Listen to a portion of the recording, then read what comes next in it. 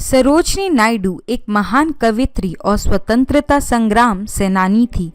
सरोजनी जी पहली महिला थी जो इंडियन नेशनल कांग्रेस की अध्यक्ष और किसी प्रदेश की गवर्नर बनी थी। सरोजनी जी बच्चों के ऊपर विशेष रूप से कविता लिखा करती थी। उनकी हर एक कविता में एक चुलबुलापन होता था। ऐसा लगता था उनके अंदर का बच्चा अभी भी जीवित है। तो आइए दोस्तों, आज हम अपने चैनल दीपावली में आपको भारत की बुलबुल कही जाने वाली सरोजनी नायडू का जीवन परिचय देने जा रहे हैं। सब्सक्राइब करिए दीपावली चैनल को और बेल आइकन को प्रेस कीजिए हमारी वीडियो सबसे पहले देखने के लिए। सरोजनी जी हम सब भारतीयों के लिए एक सम्मान का प्रतीक है। भारतीय महिलाओं के लिए वे एक आदर्श हैं। उनके जन्मदिन को महिला दिवस के रूप में भी मनाया जाता है।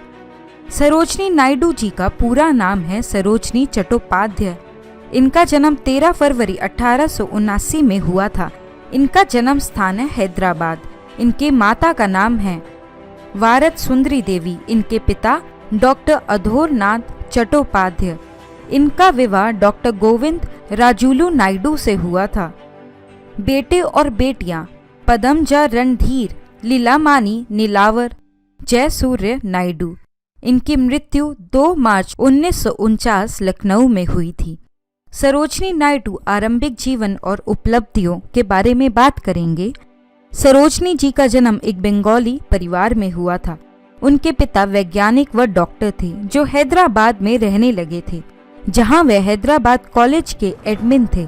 साथ ही वे इंडियन नेशनल कांग्रेस हैदराबाद के पहले सदस्य भी बने। उन्होंने अपनी नौकरी को छोड़ दिया और आजादी की लड़ाई में कूद पड़े। सरोजनी जी की माता वरद सुंदरी देवी एक लेखिका थी जो बंगाली में कविता लिखा करती थी। सरोजनी जी 8 भाई बहनों में सबसे बड़ी थी। उनके एक भाई वीरेंद्रनाथ क्रांतिकारी थे जिन्होंने बर्लिन कमेटी बनाने में मुख्य भूमिका निभाई थी। सरोजनी जी बचपन से ही बहुत अच्छी विद्यार्थी थी। उन्हें उर्दू, तेलुगु, इंग्लिश, बंगाली सारी भाषाओं का बहुत अच्छे से ज्ञान था।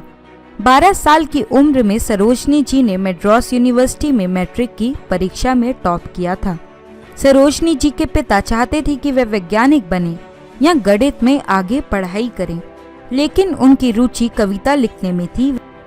वे एक बार अपनी गणित की पुस्तक में 1300 लाइन की कविता लिख डालती, जिसे उनके पिता देख अचंभित हो जाते हैं और वे इसकी कॉपी बनाकर सब जगह बंटवाते हैं।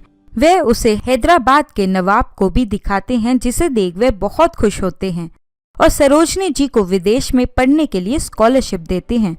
इसके बाद वे आगे की पढ़ाई के लिए लंदन के किंग कॉलेज चली गईं। इसके बाद उन्होंने कैम्ब्रिज यूनिवर्सिटी के गिरतो कॉलेज से पढ़ाई की। कॉलेज में पढ़ाई के दौरान भी सरोजनी जी की रुचि कविता पढ़ने व लिखने में थी। ये रुचि उन्हें उनकी माता से विरासत में मिली थी। कॉलेज की पढ़ाई के दौरान सरोजनी जी की मुलाकात डॉक्टर गोविंद राजुलू नायडू से हुई। कॉलेज के खत्म होने तक दोनों एक दूसरे के करीब आ चुके थे। 19 साल की उम्र में पढ़ाई खत्म करने के बाद सरोजनी जी ने अपनी पसंद से 1889 में दूसरी कास्ट में शादी कर ली। उस समय अन्य जाति में शादी करना एक गुनाह से कम नहीं था। समाज की चिंता न करते हुए उनके पिता ने अपनी बेटी की शादी को मान लिया। उनके 4 बच्चे हुए, जिसमें उनकी बेटी पदमजा सरोजनी जी की तरह कवित्री बनी और साथ ही राजनीति में उतरी और 1961 में पश्चिम बंगाल की गवर्नर बनी। सरोजनी जी का राजनीति जीवन। सरोजनी जी ने शादी के बाद भी अपना काम जारी रखा।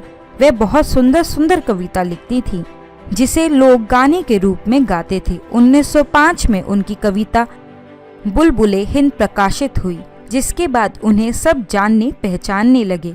इसके बाद से लगातार उनकी कविता प्रकाशित होने लगी और बहुत से लोग उनके प्रशंसक बन गए। इस लिस्ट में जवाहरलाल नेहरू, रविंद्रनाथ टैगोर जैसे महान लोग भी थे। वे इंग्लिश में भी अपनी कविता लिखा करती थी, लेकिन उनकी कविताओं में भारतीयता झलकती थी। एक दिन सरोजनी जी गोपाल कृष्ण गोखले से मिली। उन्होंने सरोजनी जी को बोला कि वह अपनी कविताओं में क्रांतिकारीपन लाएं और सुंदर शब्दों से स्वतंत्रता की लड़ाई में साथ देने के लिए छोटे छोटे गांव के लोगों को प्रोत्साहित करें। 1916 में वे महात्मा गांधी से मिली, जिसके बाद से उनकी सोच पूरी तरह से बदल गई। उन्होंने अपनी पूरी ताकत देश को आजाद करने में लगा दी। इसके बाद वे पूरे देश में घूमी मानो किसी सेना का सेनापति निरीक्षण में गया हो। जहां जहां वे गई वहां उन्होंने लोगों को देश की आजादी के लिए ललक जगाई। देश की आजादी उनके दिल व आत्मा में भर चुकी थी। उन्होंने देश में औरतों को मुख्य रूप से जगाया। उस समय औरतें बहुत पीछे हुआ करती थीं, बहुत सी प्रथाओं में जकड़ी हुई थी, लेकिन सरोजनी जी ने उन औरतों को उनके अधिकार के बारे में बताया, उन्हें रसोई घर से बाहर निकाला और देश की आजादी की लड़ाई में आगे आने के लिए प्रोत्साहन दिया। वे देश के अलग अलग प्रदेश, शहर, गांव में जाती और औरतों को समझाती थी। 1925 में सरोजनी जी कानपुर से इंडियन नेशनल कांग्रेस की अध्यक्ष बनने के लिए खड़ी हुई और जीतकर पहली महिला अध्यक्ष बन गई। 1928 में सरोजनी जी यूएसए से आई और गांधी जी के अहिंसावादी बातों को माना और उसे लोगों तक पहुंचाया। 1930 में सरोजनी जी ने गुजरात में गांधी जी के नामक सत्याग्रह में मुख्य भूमिका निभाई थी। 1930 में जब गांधी जी को गिरफ्तार कर लिया था, तब सरोजनी जी ने ही गांधी जी की जगह काम किया और कमान संभाली थी। 1942 में गांधी जी के भारत छोड़ो आंदोलन में उनकी मुख्य भूमिका थी। उन्हें गांधी जी के साथ 21 महीनों तक जेल में भी डाला गया था। सरोजनी जी की मृत्यु 1947 में देश की आजादी के बाद सरोजनी जी को उत्तर प्रदेश का गवर्नर बनाया गया। वह पहली महिला गवर्नर थी। 2 मार्च 1949 को ऑफिस में काम करते हुए उन्हें हार्ट अटैक आया और वह चल बसी। सरोजनी जी भारत देश की सभी औरतों के लिए आदर्श का प्रतीक हैं। वह एक सशक्त महिला थी जिनसे हमें प्रेरणा मिलती है। आपको ये वीडियो कैसा लगा कमेंट सेक्शन में लिखकर जरूर बताएं। वीडियो को लाइक और शेयर करना ना भूलें। साथ ही दीपावली चैनल को सब्सक्राइब करें।